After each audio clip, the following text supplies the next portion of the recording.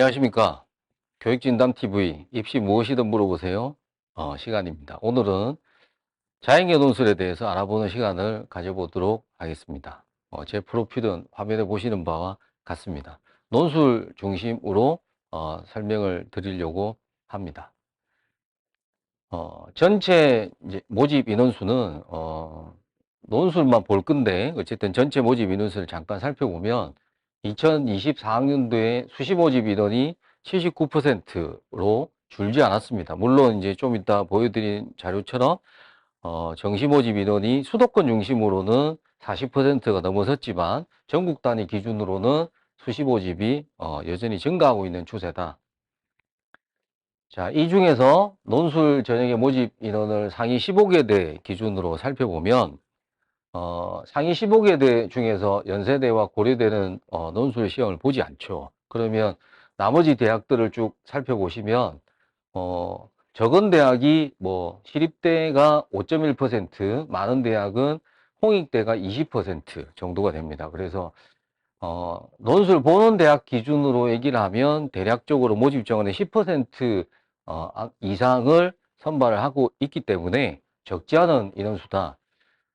이게 왜 적지 않은 인원수일까라는 것은 교과 전형하고 비교를 해보시면 교과 전형보다 모집이 더 많은 학교들도 있고 좀 적은 학교들도 있지만 근사적으로 보면 교과 전형 모집 인원수와 거의 유사하다 이렇게 보시면 되고, 파란색하고 빨간색의 구분점은 파란색은 학생부가 중심이 되는 전형이고 빨간색은 학생부가 영향을 미치지 못하는 전형이다. 거기에 논술 전형과 정시 전형이 붙어 있는 것이다. 이렇게 보시면 될 것 같습니다.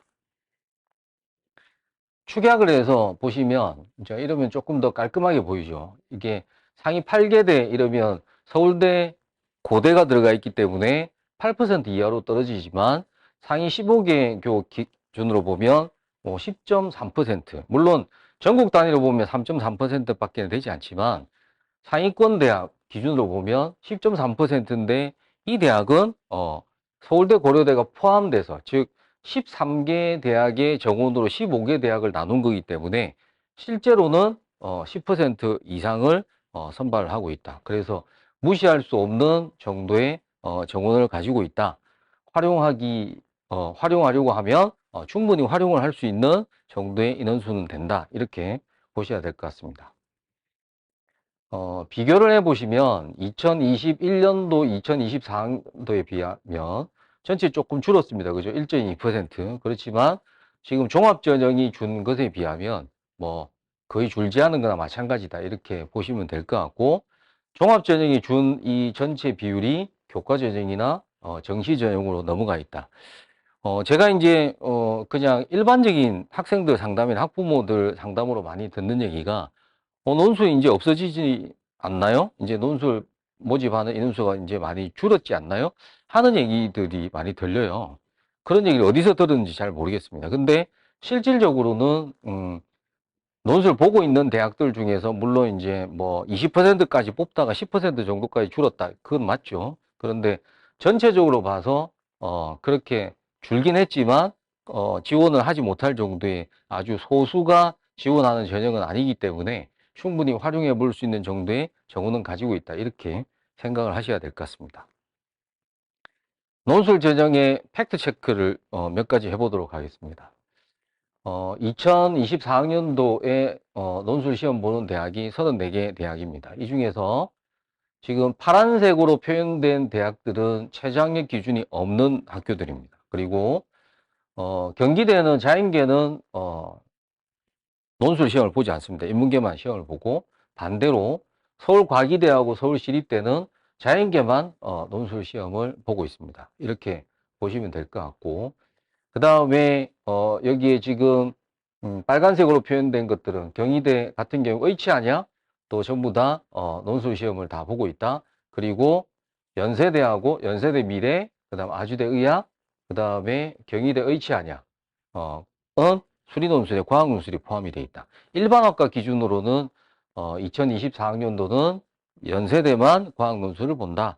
나머지는 수리 논술을 본다. 그래서 논술 준비하기에 연세대를 제외하면 조금 더 편해지지 않았나 이렇게 생각을 합니다. 논술 전형을 일반적으로 패자부활전이다. 이런 얘기들을 많이 합니다. 이제 2023학년도부터 경희대, 동덕여대, 이화여대, 한기교대가 논술 100%로 전환을 했습니다. 그래서 24학년도에는 논술 100% 전형을 쓰고 있는 대학이 상위권 대학만 하더라도 건국대, 경희대, 성대, 연세대 정도가 이화여대까지 해서 전부 다 논술 100%를 쓰고 있기 때문에 학생부 영향력이 제로인 거죠. 논술 100%니까. 더구나 연세대 같은 경우에는 수능 최저가 없던 학교이기 때문에 결국 수능 최저가 없고 논술이 100%다라고 하는 것은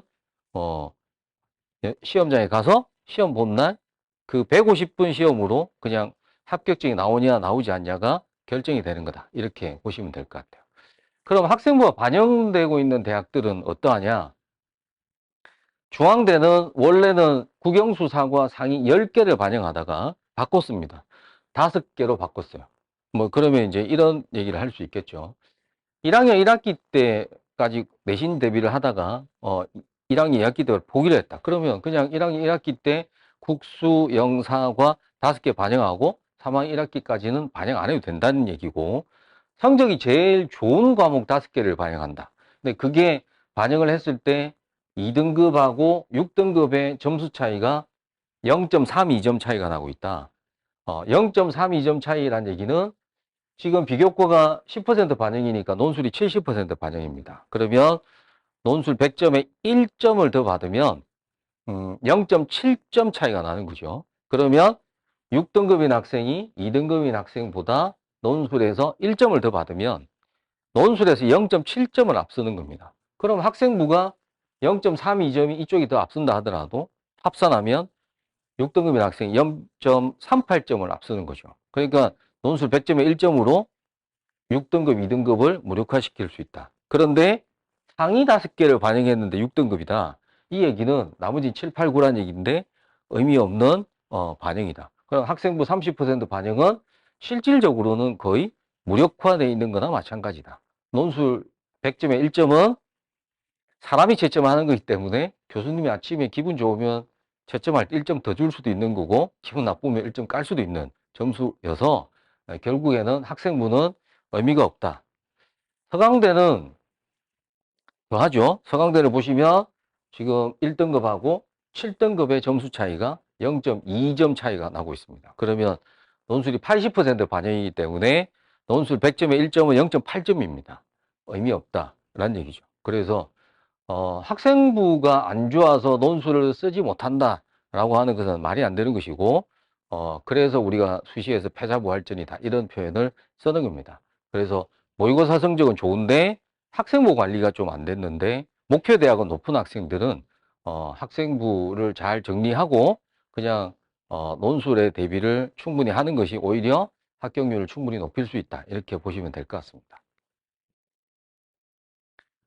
수리논술의 출제 범위입니다. 네, 제가 받는 질문 중에 많은 비중을 차지하는 부분이기도 한데 걱정들을 되게 많이 합니다. 어떤 걱정들을 많이 하냐면 논술을 하는데 가장 최적화되어 있는 학교 교과과정 편제는 어떤 거냐 그러면 2학년 때 확통을 하고 3학년 때 기하도 하고 학생이 미적을 수능 선택을 하는 겁니다. 그러면 어쨌든 2학년 때 확통을 했고 3학년 때 기하를 성취도지만 어쨌든 보게 되는 거고 수능 공부를 미적을 하게 되는 거죠. 이게 가장 이상적인 선택인 것이고 논술 문제 출제의 주범위는 수원, 수투, 미적입니다.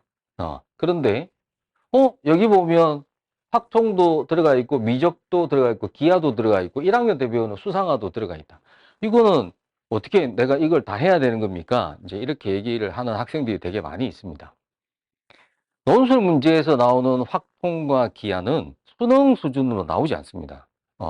그리고 앞서 말씀드린 것처럼 출제의 주범위는 수원, 수투, 미적이다. 그래서 수원, 수투, 미적으로 그냥 주범위를 정해놓은 학교들도 있고 수상화를 중심으로 내는 학교는 없습니다. 물론 아주 오래전에 연세대가 수상화를 출제를 해서 학생들이 애먹었던 적이 있지만 수상화는 수원, 수투의 기본적 범위, 기본적 베이스 범위에 들어가는 것이다. 이렇게 이해를 해주시면 되고 만일에 학교 내신 과정에서 내가 기하를 못했다, 확통을 못했다 이런 경우에는 대부분의 논술 학원에서 그런 학생들을 위해서 시기적으로 학교 내신 기간이 아닐 때 확통특강이나 기하특강을 하기 때문에 그 정도만 해도 논술 대비하는 데는 충분히 대비할 수 있으니까 그런 걱정은 할 필요가 없다. 그 다음에 출제 범위에 포함이 됐다고 하더라도 그게 전부 다 모두 다 출제가 되는 건 아닙니다. 왜냐하면 시험 보는 시간이 자 수능하고 다르죠. 수능은 출제 범위가 있으면 언어 영역에 몇 문제 몇 문제 몇 문제 하는 것들이 크게 변화 없이 계속 출제가 됩니다. 그렇지만 논술에서는 범위에 포함이 돼 있다 하더라도 짧은 시간에 적은 많지 않은 문제를 내기 때문에 실제로 22학년도를 비교를 해보면 출제 범위에 기하를 포함했는데 실제 출제한 대학들은 빨간색 출제됐지만 제시문을 해결 가능한 대학들은 파란색 포함했지만 출제 안 한 대학들은 검은색입니다. 그럼 결국 포함이 돼 있어도 출제 안 될 수도 있다는 얘기죠. 확통을 포함한다고 했지만 출제 안 한 대학 검은색 출제했지만 제시문을 해결 가능한 대학 빨간색만 실제 출제를 한 것이나 마찬가지다. 이렇게 보시면 되고 출제를 했다 하더라도 확통 같은 경우에는 조건부 확률 정도라고 생각을 하면 되기 때문에 그게 꼭 수능 수준으로 이루어져 있어야 되는 것은 아니다. 이렇게 생각을 하시면 되기 때문에 제가 볼 때는 범위에 뭐가 들어가느냐 하는 것보다는 준비 기간이 너무 짧아서 제대로 준비를 못해서 제대로 준비를 하지 못하는 상황 때문에 포기를 하는 그런 어떤 포기하기 위한 이유 수단으로 많이 찾지 않나 이렇게 생각이 됩니다. 수능 최저학력 기준인데 이제 뭐 바뀐 대학이 거의 없지만 2023학년도에 성대가 조금 크게 바꿨습니다. 어떻게 바꿨냐 그러면 국영수 과과중이라고 바뀌었죠. 그러면 세기합 6이라고 하는데 중앙대도 세기합 6이고 성대도 세기합 6이지만 중앙대는 과탐 한 과목입니다. 그러면 나머지 두 과목에서 국수형 중에서 있어야 된다는 얘기죠. 상부는 아무리 잘 나와도 한 과목밖에 반영이 안 되는 거예요. 근데 성대는 과가로 반영을 하기 때문에 실제로 예를 들어서 만일에 1, 2인 학생이다 그러면 국수형 중에서는 3만 하나 있어도 성대는 체제를 맞출 수 있는 상황이다.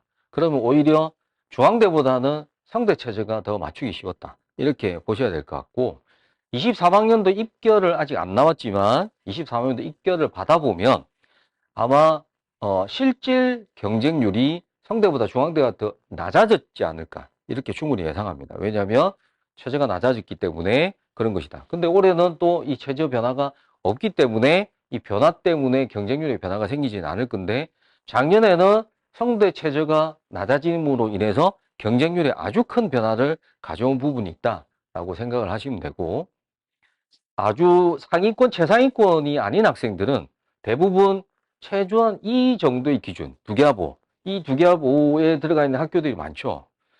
건국대, 경희대, 동국대, 건동홍숙에 포함되는 학교 4개 학교, 그 다음에 이화여대까지 하면 그 정도 이상의 학교가 5개 정도가 두개합5입니다. 그럼 두개합5를 맞추면 웬만한 대학을 빼고 나면 전부 다 나한테는 논술 시험 볼 기회가 생긴다. 이렇게 생각을 하시면 되고 이게 만약에 맞춰졌다 그러면 세계압6까지도 노려서 시험 볼 수 있는 학교의 폭을 좀 넓혀보면 되는 것이고 최저가 없는 학교도 15개 학교가 존재하기 때문에 뭐 수능 최저가 없는 대학에도 합격자가 있죠. 그러니까 수능 최저가 반드시 맞춰야 되는 건 아니지만 수능 최저가 있는 학교는 실질 경쟁률이 낮기 때문에 본인의 입장에서는 합격률이 더 높아질 가능성이 많다. 그러니까 수능 최저를 맞춰서 실질 경쟁률을 떨어뜨리는 방법도 논술 합격 전략 중에 하나이기 때문에 그런 것도 활용을 해봐야 되지 않을까 싶어요.